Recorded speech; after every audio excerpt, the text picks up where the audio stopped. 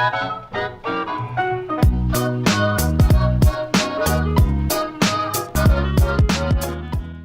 YouTube, my name's Nero, and today we have some Call of Duty Advanced Warfare and another episode of Dear Nero, which is the weekly series here on my channel where subscribers send me in fan mail and or fan questions, and I do best go ahead and answer them. This gameplay we're watching this week is actually going to be of Advanced Warfare, and it's going to be of the new Ascendance DLC. Now keep in mind the gameplay itself is not going to be very good because it's a brand new DLC, which kind of ties into the first question, but yeah, it's pretty average, decent gameplay that hopefully you guys will enjoy. But then again, it's Dear Nero. It's not really about the gameplay. It's more about your guys' questions and me answering them. That's really what it's kind of about here. So let's hop into the first question here, which once again ties into that very statement. He's going to write, Dear Nero, I'm not having fun on Advanced Warfare because of this new DLC and how every lobby I get into makes me not able to move because all I can do is die. If you have any tips to help me out along with the others, that would be great. Keep up the great work. And this person did not leave his or her name. So, random anonymous person who did not leave his or her name. I think it's perfectly normal when a new DLC comes out for you not to be amazing right away. Of course, you might have kind of those standout games occasionally. Like you'll occasionally just like, oh wow, I did really good on that particular match. It's kind of like when a new Call of Duty game comes out, right? When a brand new Call of Duty game's out and you don't know the maps, you don't know the guns, you're just running around, you're just a deer in the headlights, right? You go out there and you just enjoy the game and have fun and try and soak in as much as humanly possible, right? That's what you do.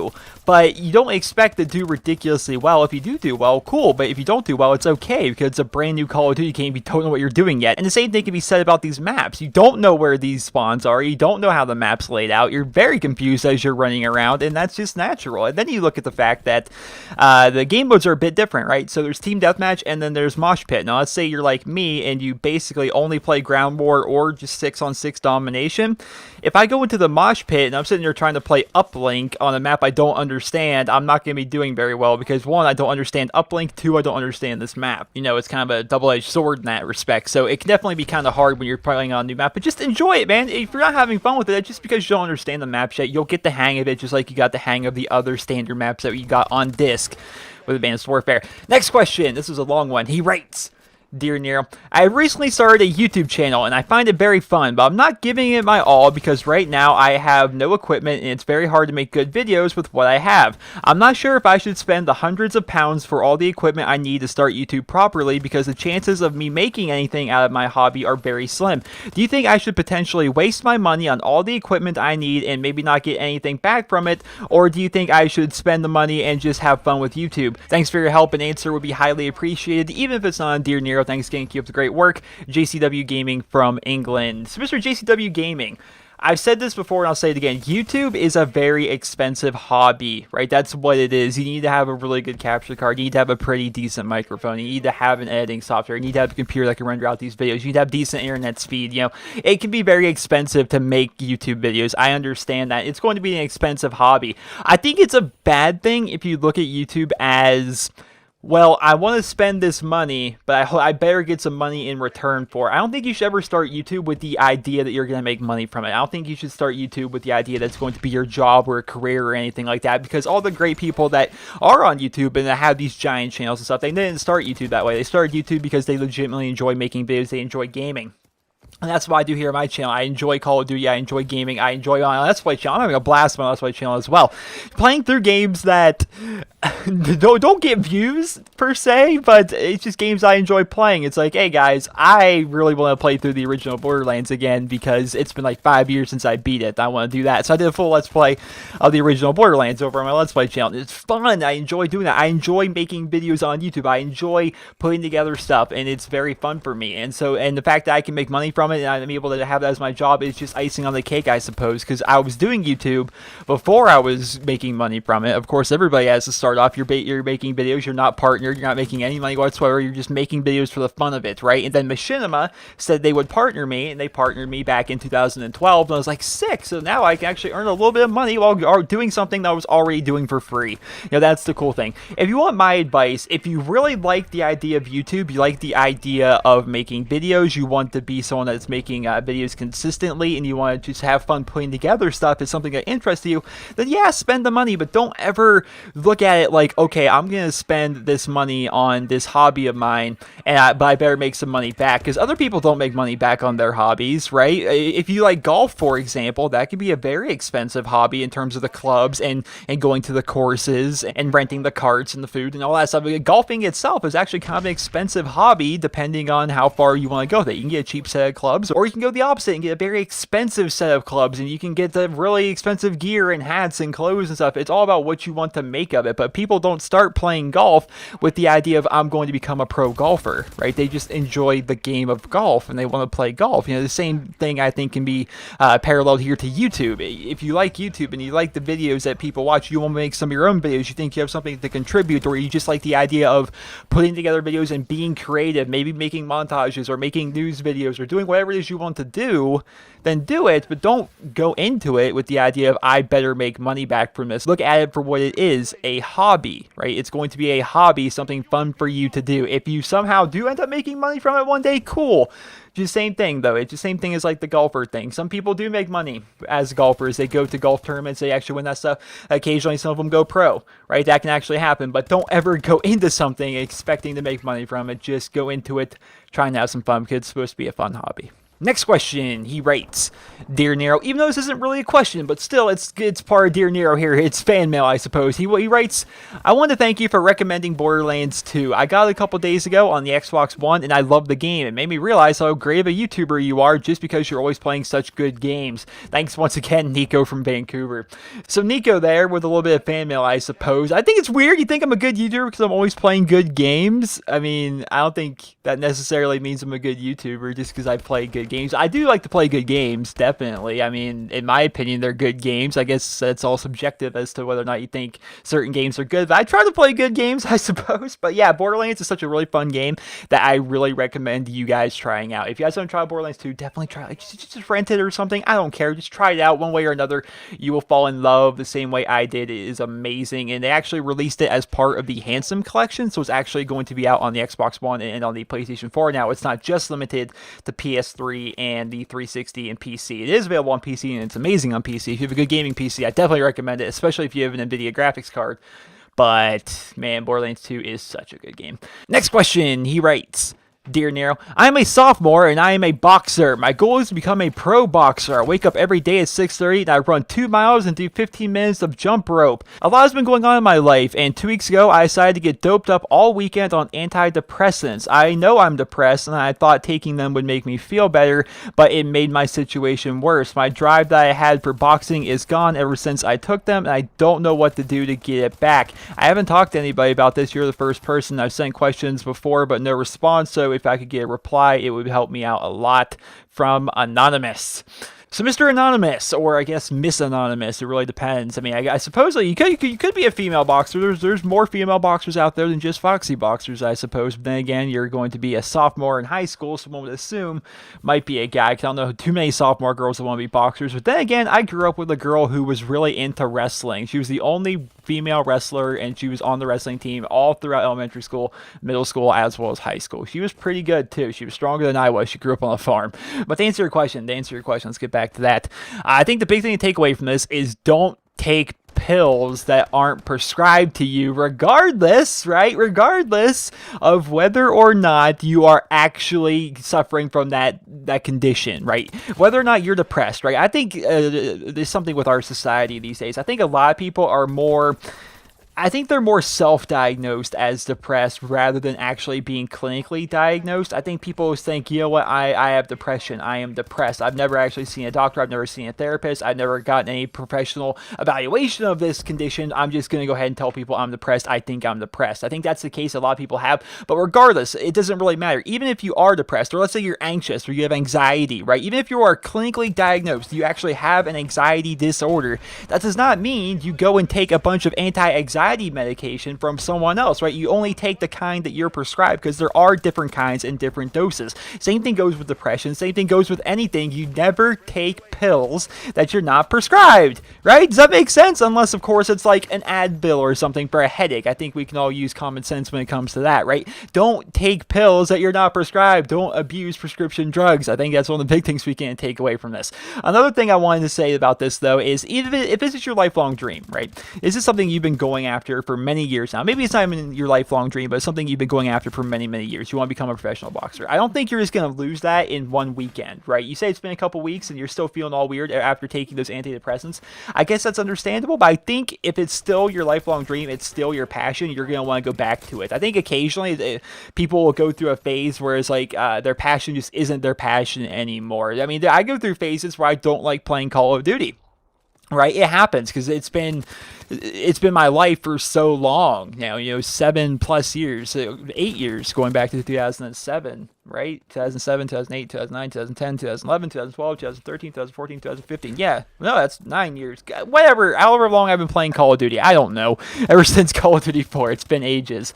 I go through phases. I go through phases where it's like I just don't even feel like playing Call of Duty. You've noticed it's been a long time since I've actually made an Entering Prestige video. It's because it's like I just don't feel like playing Advanced Warfare, nor do I really feel like playing any Call of Duty right now. It kind of comes and goes. I've played it a bunch already. I'm just gonna not play for a couple weeks, and I'm gonna go back and play some more. New DLC's out. I start playing that, and I start playing some more. I got the 80 kill game. It's like, okay, now I'm really enjoying Call of Duty again, right? It comes and goes. I think the same thing can happen if you're passionate about something else. If you're passionate about any other thing in life, in your case, pro boxing or trying to become a boxer, I think it's gonna come back to you eventually. I think right now maybe you're a little bit burnt out on it. I think your head's probably not in the right place because you think you're depressed, or maybe you are depressed. I can't really say. But you also took some antidepressants, and I think you just kind of messed with your head a little bit, and I think you just need a little time off to kind of get your head straight. And I think at the end of it, once you come out of this, I think you'll be ready to go back to working towards your goal. If it really is your goal to become a pro boxer, and it's something you've been working for a very long time. But the big thing to take away from this, guys, is don't take prescription pills that aren't prescribed to you. Next question, he writes, Dear Nero, recently a friend of mine told me that Activision confirmed, right? Activision confirmed this, that Call of Duty Ghost is actually Modern Warfare 4. I, on the other hand, disagree. I would like to know what are your opinions on this statement. If you agree or not, keep up the great videos shared from California. This is a very easy question. I'm surprised it's a question at all. No, Call of Duty Ghost is not Modern Warfare 4. Modern Warfare 3 was the last game in the Modern Warfare series. The Modern Warfare series went from Call of Duty 4, then it went up to Modern Warfare 2, and then it went to Modern Warfare 3. That was the series. That was their trilogy. That was their story arc. That story began with Call of Duty 4 and it ended with Modern Warfare 3. Call of Duty Ghost is a completely new intellectual property, and IP, if you will. And yes, completely new story, completely new universe, completely new characters. It's not the same story. It's not Modern Warfare 4. They could make a Modern Warfare 4 in the future, but right now it's not happening because Modern Warfare 3 was the last Modern Warfare game. It was the last game in that story. Price and Soap and Makarov and all those people, those are in the Modern Warfare series, not in the Ghost series. Ghost is its own intellectual property. Next question, he writes, Dear Nero, and I'm interested about this one. I want to see what your guys' opinions are on this. What is your favorite DLC in the entire history of Call of Duty? From Get Wrecked Lad. So I have a lot of difficulty actually putting together this question. I don't really know necessarily how to answer. I've looked through all the DLCs. I've even went back and looked at all the DLCs that have come out, and it's really kind of hard to say which one was that was the DLC, right? That was the game changer. I will say this though, I feel so overall Black Ops 2 had the best DLC of all the Call of Duty games. I'll say that. I feel as though that's probably accurate, at least from my perspective. The Revolution DLC from Black Ops 2 was pretty amazing. We got Die Rise, which was a great zombie map. I made it to around 82 or something on that, playing solo. So that was pretty cool. I was ranked in the top 100 in the world for a bit before a glitch came out and people started exploiting that. That also gave us the Peacekeeper submachine gun. That was great. I think a lot of people like the Peacekeeper. Grind, which was one of, if not the best DLC map of all time, was in there. It was actually in my top 10 Call of Duty maps video. Grind was a fantastic map. That came with that DLC. Mirage came. That was a pretty good map overall. Downhill, pretty good overall map. So I'm guessing, I don't know, man, Black Ops 2's Revolution DLC was definitely one of the best, but I do know for a fact, in my opinion anyway, that Black Ops 2 overall had the best DLC of all the Call of Duty games. The zombies combined with the maps, combined with the guns. It was just such good stuff, man. I loved it. Black Ops 2 had great DLC. Next question, he writes, Dear Nero, who is your favorite Star Wars character? Mine would be Boba Fett or Mandalore. I don't know how to pronounce that. And this person did not leave his or her name. So I sometimes get Star Wars questions. I never actually answer them. I don't understand the infatuation that people have with the Star Wars series. I don't understand why so many people are into it. They are. It is a mega fandom for one reason or another, but it's a fandom that I'm not a part of. I have seen some of the movies. I don't really know exactly which ones they were. The ones with Anakin Skywalker and the ones with Luke Skywalker, and then of course the one, I think the last one I saw was the one that had Darth Maul in it. I don't know any of these names. So if I had to have a favorite one, I did have a favorite one as a child back when that movie was first coming out. So if you guys may remember this is a while back. They were doing a promotion for the new Star Wars movie. Was it Revenge of the something? I don't remember.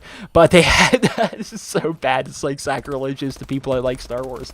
But there was a promotional thing going on with Pepsi products, like Pepsi and Mountain Dew and things like that, where they basically had all the different Star Wars characters on the cans. And from those cans, that's how I learned about Star Wars. And my favorite character was Qui-Gon Jinn, because he had the green lightsaber as compared to everyone else that had either red or blue. And he had green. I thought it was cool that he was different. So that's what I ended up going with. So Qui-Gon Jinn, if I had to pick a favorite character, even though apparently he died in the one movie.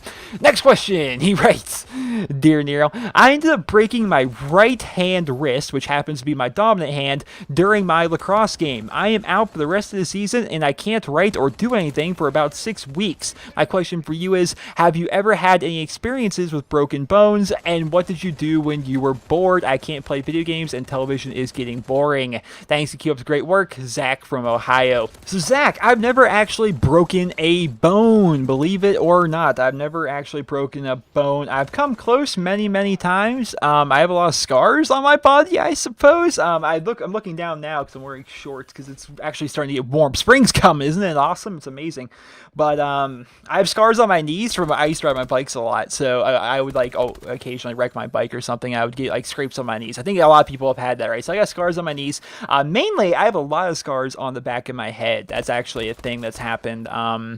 I ended up getting a bunch of those as a result of just riding my bikes or climbing rocks. One time when I was younger, we were at this place down in Cooks Forest, Pennsylvania, and there was these rocks. It was like a bunch of rocks in the woods that we were climbing on, like just giant rocks. I ended up falling in between them, and I started smacking my head like on the way down, and of course my head was bleeding. I busted my head a bunch of times, but I guess never technically broken a bone, like never broke my ankle, my arm, my leg, my foot, my toe, my finger, nothing like that. So I don't really have too much experience, but here's the question I have for you, which is weird because I don't think you can answer it unless you see this video, and of course answer it in the comments. But if you break your wrist, right, and you break this on your dominant writing hand, like you're right-handed, right, and you can't write for 6 weeks, are you excused from schoolwork? Do you have to, like how does that work? If did they have you write with your left hand? Because I don't know about you guys, I've tried doing it, just like, I think some people do that. They try playing around with their non-dominant hand. Like if you're in the gym playing basketball or something, maybe you'll try shooting left-handed just to see what it's like if you're right-handed, right? And vice versa. Do you have to write with your left hand if you break your wrist, or how does that work? I really don't know. What would I do if I were bored? Like I've never broken a bone, so I guess I was never bored. You say you can't play video games and television's getting boring. I would definitely understand the idea of television getting boring after, you can only do so much with it, especially if you're used to playing video games where you're like interacting with the thing that you're being entertained by. It's a lot more engaging as compared to television. But there are video games that you can play one-handed. It just depends on the game that you're playing. Now, console games I think would be kind of hard, but I guess it could technically be possible. It depends on the game, I guess. But if you play like on PC, like for example, if I were to have broken my hand, right, and I can't play consoles at all, there's a couple PC games I could play, even left-handed. I think I could play it. Like I could play WoW. I think I could play Hearthstone. Yeah, definitely. You only need a keyboard for Hearthstone. You could play. I think I could play Hearthstone. I think I could play Civilization. I think I could play. Oh goodness, City Skylines. I think I could play that. There are games out there that I could play. I feel as though shooter games probably not. That'd be kind of hard. You might have to rig that up somehow, but it's definitely possible, I suppose, to play games with one hand. It just really depends on what games and what platform you're trying to play them on. Next and final question. Let's just hop to this one because this is actually a pretty good question in my personal opinion. He writes, Dear Nero, I am 43 years old, and it's been 2 years since I had open heart surgery, and for some reason it made me better at Call of Duty. I'm a hardcore gamer, and I have been for as long as I can remember. I find it strange that people think at my age I should not be playing video games when it is something that I enjoy. Why is there an age limit? I actually started streaming recently, and I'm not big on saying my age because people start asking why am I still playing games at my age. My question for you is, do you think when you are 43, or is there an age where you see yourself not playing games anymore? Thanks, Cajun0816. So I don't think that it's weird for somebody in their 40s to be playing video games. I definitely don't. I think there's a lot more people out there in that age bracket than people kind of give credit for. I think there's a stereotype that people have with video games that it's always played by teenagers and young adults, people in their early 20s, people playing Madden or FIFA, whatever, that's what people like to play. But there are people out there that are a lot older and they like to play video games. And do I see myself doing that when I'm 43? Definitely, because I just don't see what, like, for example, like what my parents do. People in my parents' age bracket, right? They're in that 40 to 50 age bracket, my parents are. And what they do for fun is not what I like to do for fun. Like, they like to go down to the bar or wherever. They like to go out to cookouts. They like to go out to, they like to go out and basically do a lot of social things, but a lot of it involves drinking, right? And I don't find that fun at all. I'm 23 and I haven't drank since I was like 17 or 18 or something like that. Like, I just don't enjoy drinking. So I definitely think I'm going to be playing video games when I'm in my 40s. That's definitely going to be a thing that I'm going to do. And it's definitely something that people already do. I've talked to a lot of my subscribers. I do a lot of open lobbies. There's a subscriber that's like specific in my mind, who is a father of 2, and he is actually an ex-Marine. And I'm like, wow, that is kind of cool. Because usually when I do open lobbies, I mean, this stereotype's a stereotype for a reason, I suppose. A lot of people I do talk to in my open lobbies that are fans of mine that get in and I play with, they are younger people for the most part, a lot of them, but there are some older people that I've played with as well. I'm actually play with a group of people on WoW, and those people are all really kind of old. I'm the youngest person there, and I'm 23 years old. Like, they're like, our raid leader on WoW is a 42-year-old woman, and the person she's dating is actually also in his 40s as well. One of our healers is in his 60s. Right? He's in his 60s. I'm like, wow, that's crazy. Our main tank and one of our other healers are actually married, and they are getting close to retirement themselves. Like, once again, I'm 23 years old in this guild of people, and I am the youngest person there. Like, people do actually play video games past, like, a certain age. It's not just a stereotype. I think it's a Call of Duty stereotype that most of the people who play are teenagers. They're all trying to have sex with your mom and yelling at you over on the microphone and whatever. But there are a lot of people that do play video games at older ages. I don't think you should be ashamed of that, because the only people that would be like, oh wow, aren't you a little old for video gaming? Those people are just going to be those stereotypical children that don't really know any better, right? I think it's definitely awesome that you're 43 years old and you're playing video games. You shouldn't be ashamed of your age or anything like that. And hell, when I'm your age, assuming I make it that far, I'm definitely going to be playing video games, because imagine the video games that are going to be out in 20 years. It's going to be 20 years before I am 43 years old, right? That's a long time, considering I'm only 23 now, so it's like double my life almost. But imagine the video games that are going to be out in 20 years. Just picture this, right? Just picture this. Go back 20 years, right? Go back to 1985, 20 years ago. No, 1995. That's 20 years ago. Sorry about that. I'm bad at math. Look at the games that were out in 1995 on your Sega Genesis versus the games we have now. Right? Look at the difference there. And we're going to see a big difference there again. Like, the games that are going to be out when I'm 43 are going to be insane. Are you kidding me? Of course I'm going to be playing them. Those are going to be awesome. So I don't think anyone should ever be ashamed of their age when they're playing video games. It's a hobby. It's something you enjoy doing. There's a lot worse things you could be doing with your time.